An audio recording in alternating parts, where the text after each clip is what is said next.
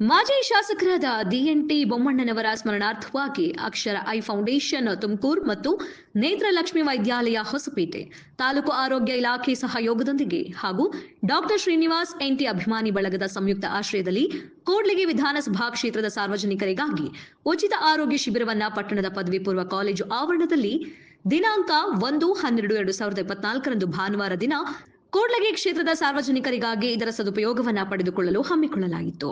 ಮಾನ್ಯ ಶಾಸಕರು ಶಿಬಿರವನ್ನು ಉದ್ಘಾಟಿಸಿ ಮಾತನಾಡುತ್ತಾ, ಕೂಡ್ಲಿಗಿ ವಿಧಾನಸಭಾ ಕ್ಷೇತ್ರದ ಮಾಜಿ ಶಾಸಕರು ಹಾಗೂ ನನ್ನ ತಂದೆಯವರಾದ ದಿವಂಗತ ಎನ್.ಟಿ. ಬೊಮ್ಮಣ್ಣನವರು ಅಂದಿನ ತಮ್ಮ ಅಧಿಕಾರ ಅವಧಿಯಲ್ಲಿ ಜಾರಿಗೆ ತಂದ ಜನಪರ ಆಡಳಿತ ಮತ್ತು ಪ್ರಗತಿಪರ ಸುಧಾರಣೆಗಳನ್ನು ನೆನಪಿಸಿಕೊಳ್ಳಬೇಕು.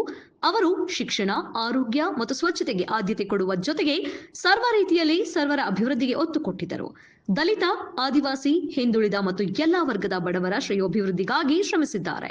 ಪ್ರತಿ ಹಳ್ಳಿಗೆ ಮಣ್ಣಿನ ರಸ್ತೆಗಳು, ಏತ ನೀರಾವರಿ ಪದ್ಧತಿ, ಜನತಾ ಕಾಲೋನಿಗಳು, ಕೆರೆ, ಕಟ್ಟೆ, ಕಾಲುವೆ, ಚೆಕ್ ಡ್ಯಾಂ, ಆಸ್ಪತ್ರೆ, ಶಾಲೆ, ಕಾಲೇಜು ಇನ್ನು ಮುಂತಾಗಿ ಅಭಿವೃದ್ಧಿ ಮಾಡಿದ್ದಾರೆ ಎಂದು ತಿಳಿಸಿದರು.